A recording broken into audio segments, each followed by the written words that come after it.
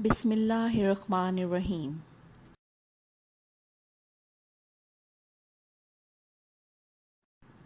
Say Rabbi Zidni Ilma.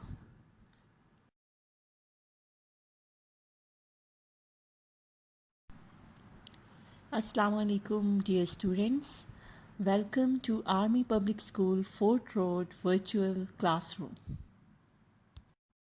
Today we are going to study our first lesson from English entitled The Farewell Sermon.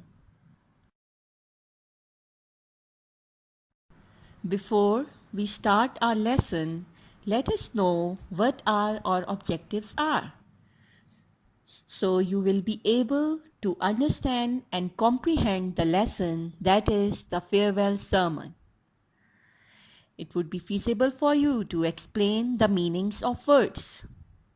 You will be able to do the comprehension exercises and know the difference between noun phrase and noun clause.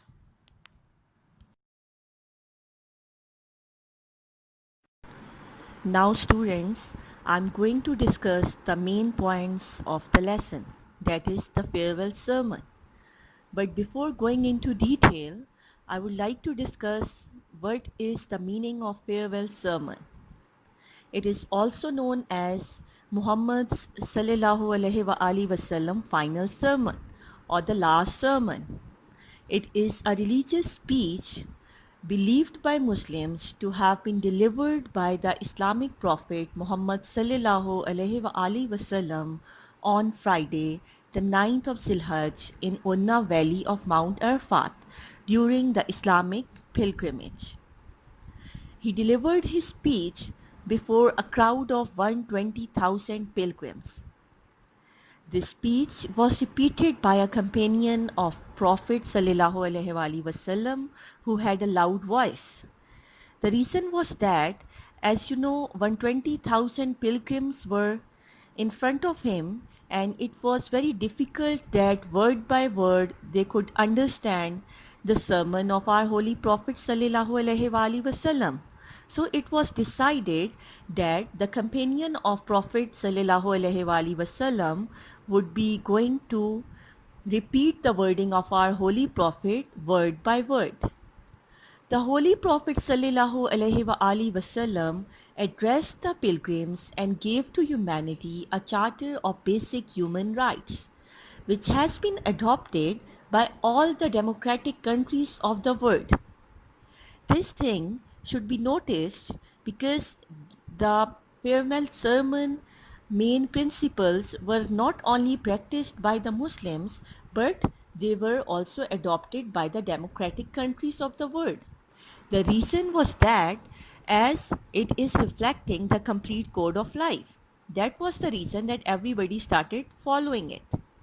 The Holy Prophet sallallahu alaihi wasallam said that the lives of those pilgrims and the properties were as sacred as that month, were the properties were as respectful as that month. He also directed the Muslims to return the goods to their owners and never hurt anybody.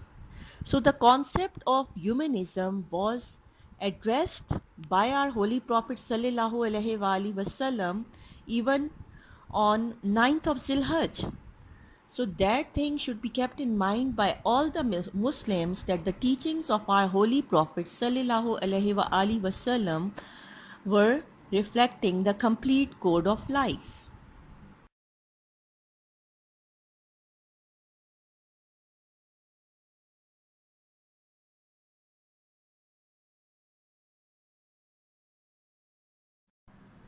In his sermon, he also mentioned that usury is forbidden and they could keep only their capital to themselves. He said that beware of Satan for the safety of their religion. As you all know, as a Muslim, we all should keep this thing in mind, that Satan is always there to misguide us, to mislead us. So the point is that all the Muslims should be beware of Satan. As I had mentioned about usury, I hope you know the meaning of usury. Usury means lending money at high rape.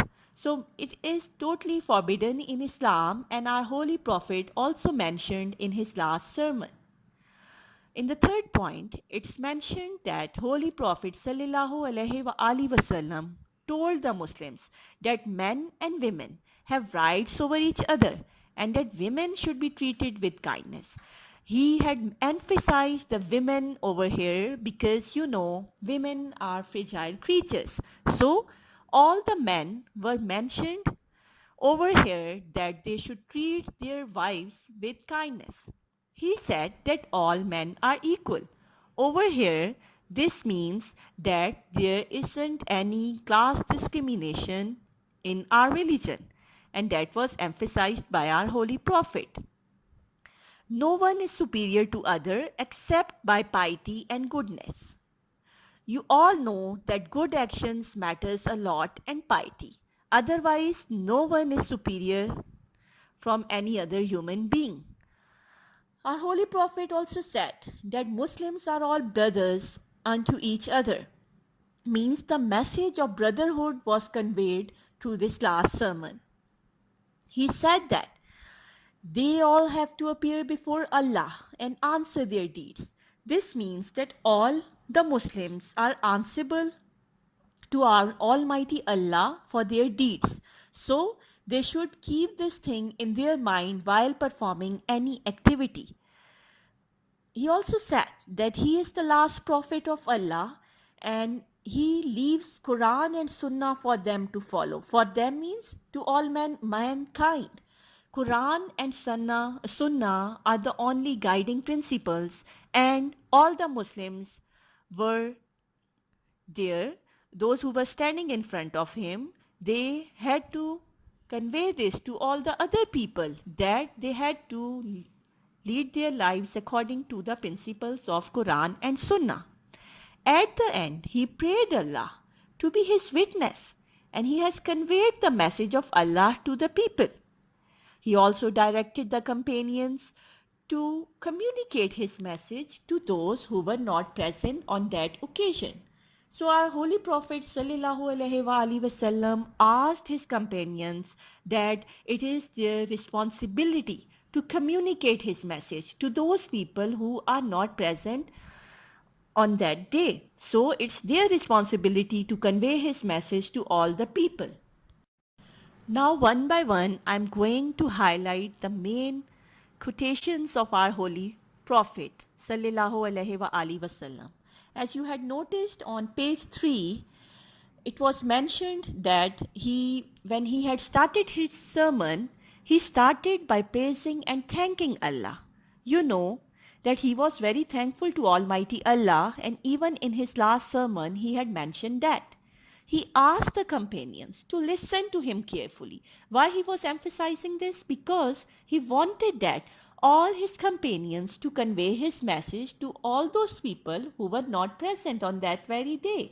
So they had to listen him carefully and to pass the word to others who are not present. This was his wish, and he had mentioned this in his last sermon to all his companions who were standing in front of him.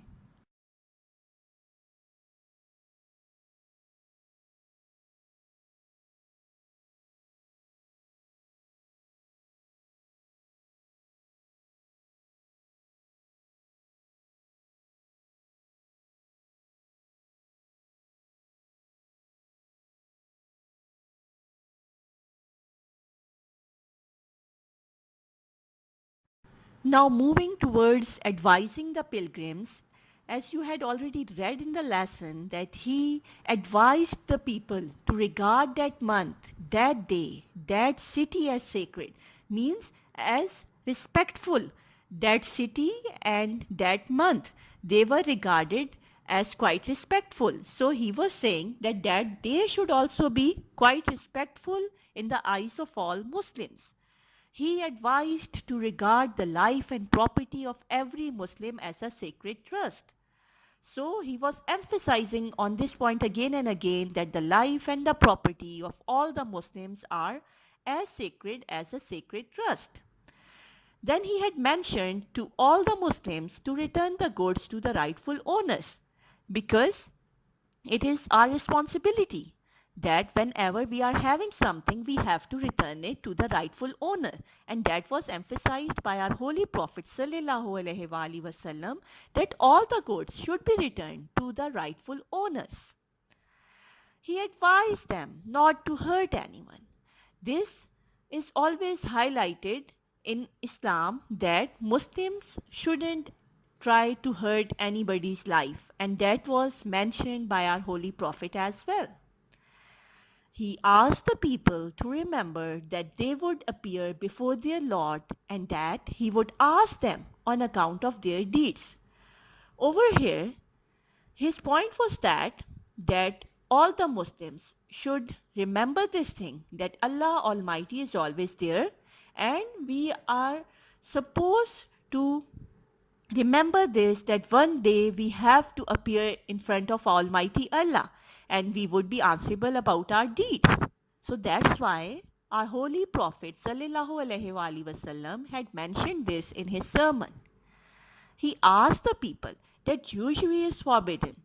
Usury means that if you are lending money on higher rates, that is totally forbidden in Islam. He also asked the people to keep the capital with them, and he told them there wouldn't be injustice done to anyone. He told the people there shouldn't be no interest at all. So that was again and again emphasized, that no interest should be taken by the Muslims in their lives. Moving towards protection from Satan, it's on page number 4 when our Holy Prophet mentioned about Satan. He said, and I quote, "Beware of Satan for the safety of your religion. He has lost all hope that he will ever be able to lead you astray in big things. So beware of following him in small things." Students, I had mentioned in this slide that Holy Prophet asked the people to be aware of Satan as he is their enemy. So, all the Muslims must be quite aware that Satan is always there to mislead them, and they are not going to follow Satan. He warned them not to follow Satan in small things so that he couldn't lead you astray in big things. Small things and big things doesn't matter. The point is that whether it's a small thing or it's a big thing, never ever try to follow Satan.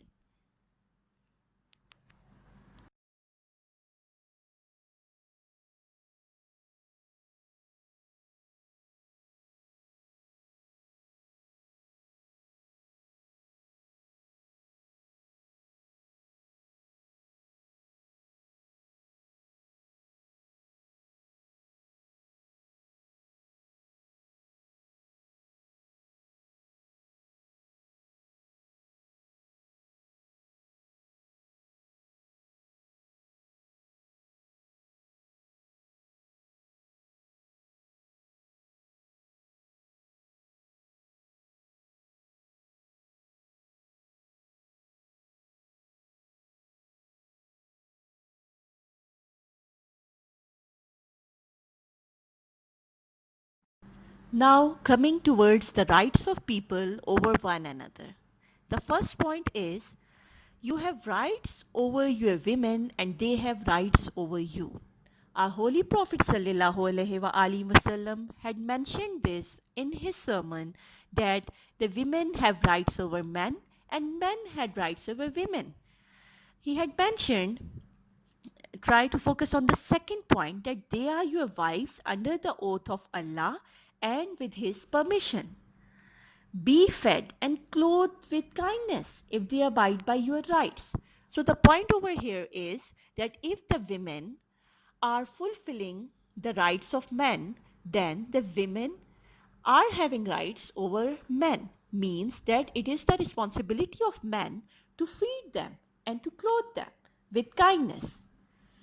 Then moving towards the fourth point, women, committed partners and helper to be treated well.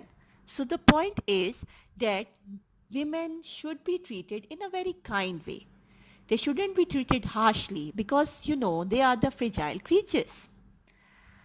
Then the point is, no friendship for the women without consent of their men. Means that women are not allowed to have friendship with anyone without the permission of their men. And then the last point over here is chastity. Chastity of a woman is very much important.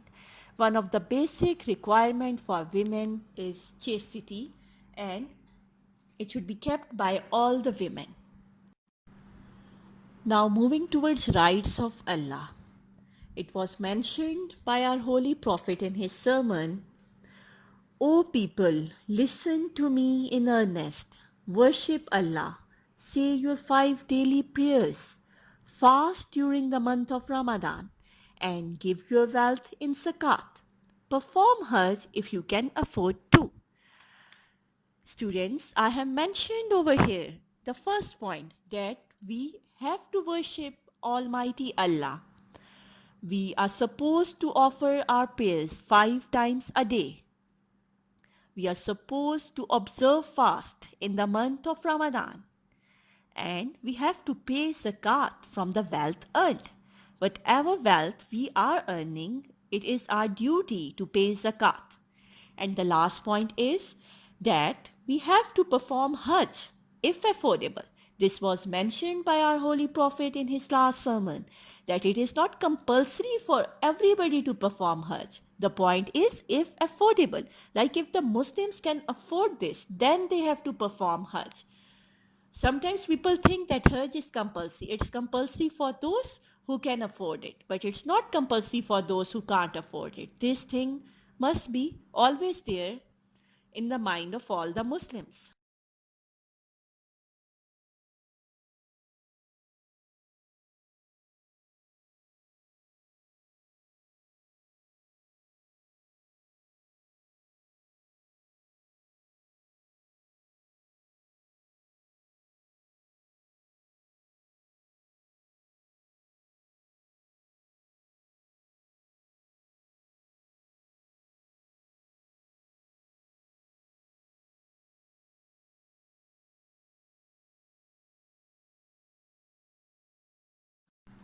Equality of mankind.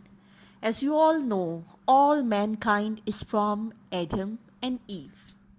There isn't any class discrimination, no superiority of humans over one another. An Arab has no superiority over a non-Arab, and a non-Arab has any superiority over an Arab.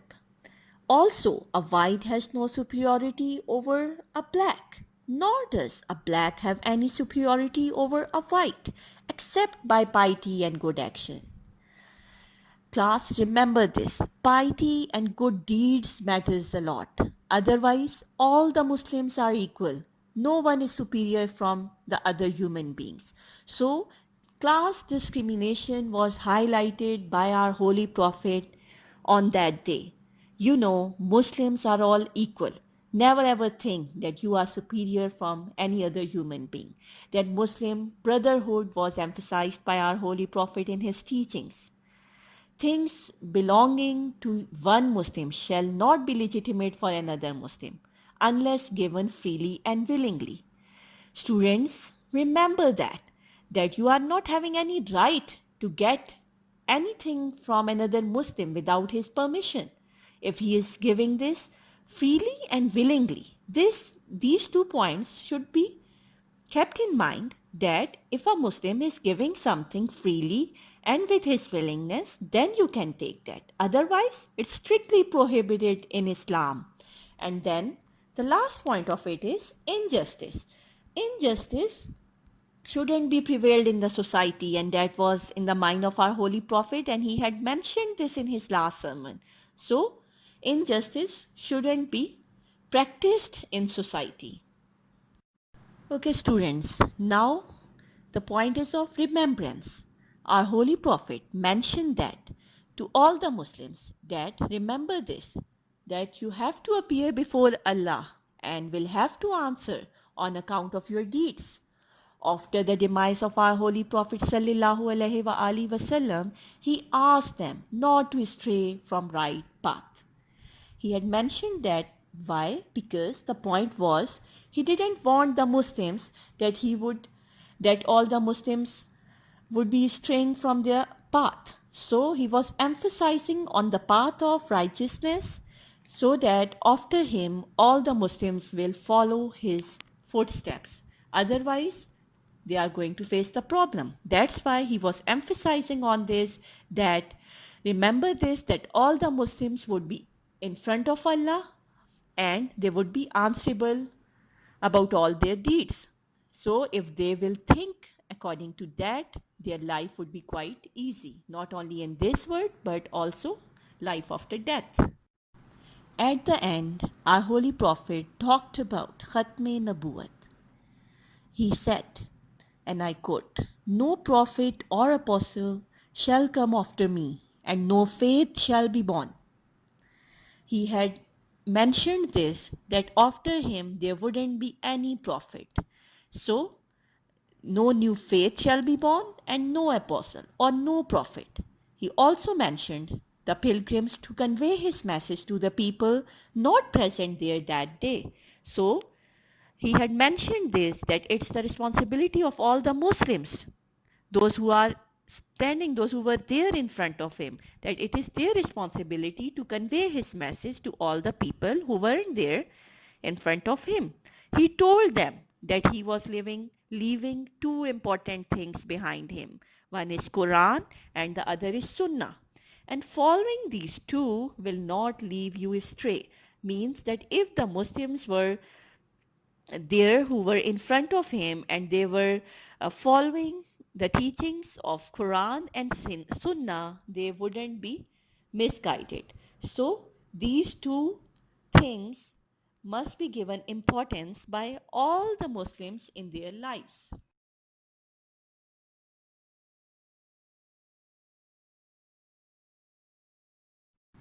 At the end of his sermon, our Holy Prophet sallallahu alaihi wasallam looked upward and asked Allah to be his witness on conveying his message to the people. You know, as you know, that Almighty Allah is always watching us. He is looking at us, whatever we are doing. So that's why our Holy Prophet, even on that day, he looked upward and he asked Almighty Allah to be his witness. That was the last point of his sermon.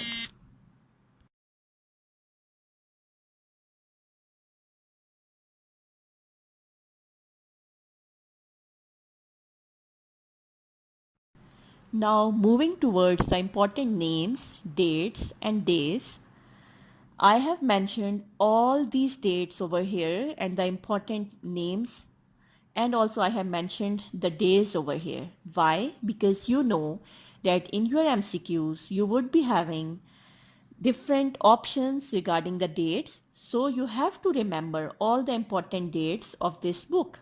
And I have mentioned over here that the farewell sermon was delivered on 9th day of Zilhajj. This should be the most important day, and remember that. Then the name of the place in the second point I had mentioned, Unna Valley. You know that that sermon was delivered at Unna Valley of Mount Arfat in Mecca.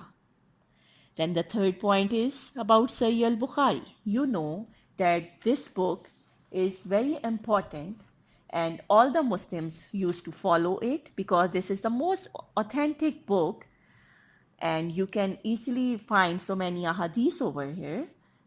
It is very important for the guidance of all the Muslims. Then I had mentioned Musnad Ahmad by Imam Ahmad ibn Hanbal. This is another important book related to ahadith.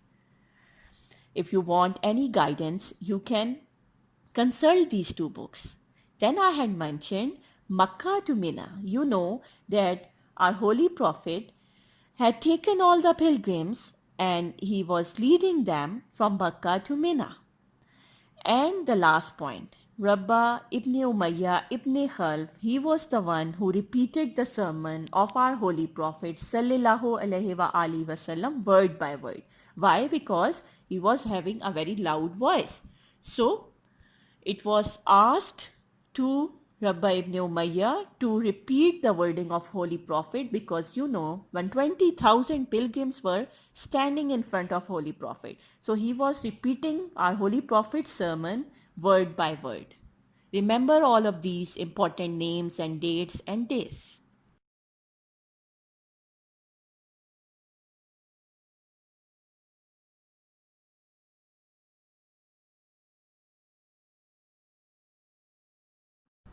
Now coming towards grammar, today we are going to study noun phrase. Before moving towards noun phrase, you should know what a phrase is. Although you have already done that in your first year, again I am going to repeat that a phrase is a group of words that doesn't contain a subject and a verb. And a noun phrase is used as the subject or object in a sentence, like you can see in the first sentence. The first sentence is, this book was published last year. So this book is acting as a subject of this sentence and it's a noun phrase. In the second sentence, the sentence is, I read this book. So this book is object over here. As I had already mentioned, that noun phrase is used as a subject of a sentence or an object of a sentence. In first sentence, it is acting as a subject of a sentence, and in the second sentence, it is acting as an object of a sentence. Now moving towards the detail of a noun phrase, when we see a noun as performing a role in a sentence, we think of it as a noun phrase because mostly you know either a noun is used in the start of a sentence or at the end of the sentence. So mostly at the start of the sentence it is acting as a subject of a sentence and at the end of it is acting as an object of a sentence. So these are different roles of a noun phrase in a sentence. The most important noun in a noun phrase is called the head word. You may be thinking what a head word is. In English grammar, a head is the key word that determines the nature of a phrase.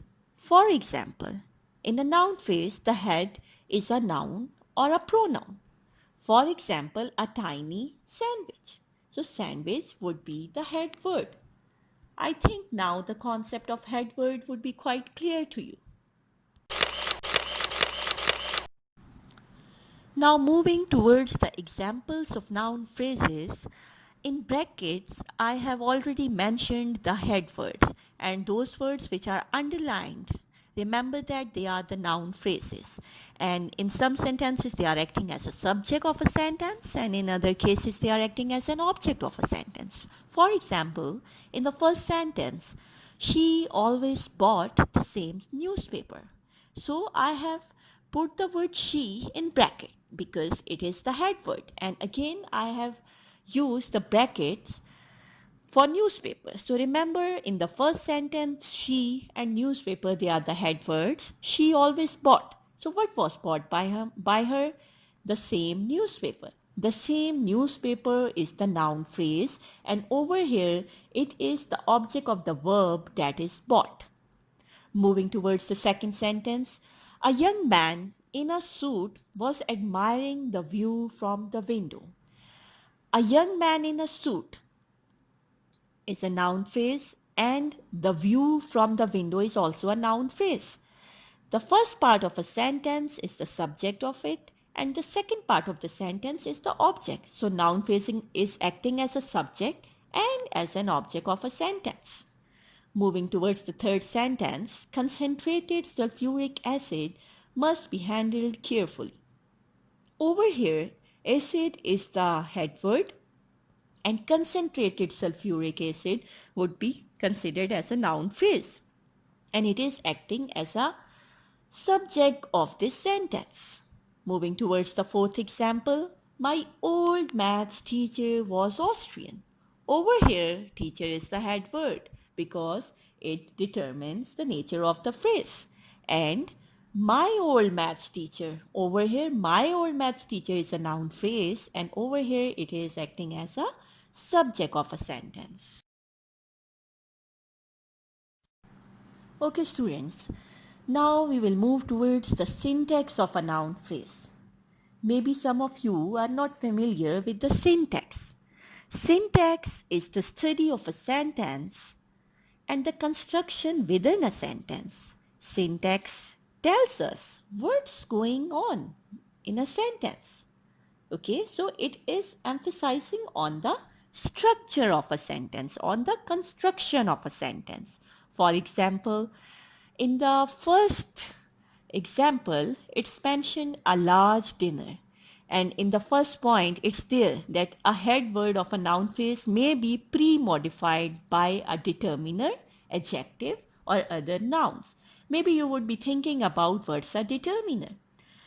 Students, determiner is a word or phrase that occurs together with the noun or a noun phrase and serves to express the reference of that noun in the context. Like over here, a large dinner. So large is an adjective. Determine is a so the point is a large dinner plate. Plate is the head word. So now I think it would be clear to you that how you can easily pick out the noun phrase. Okay, now the second point is it may be post modified by a prepositional phrase. Maybe the noun would be at the end of it. And before that, there would be a preposition. For example, I have mentioned a painting by Rembrandt. So, by is a preposition and Rembrandt is a noun. So, both as a whole, they are forming a noun phrase and painting is the head word.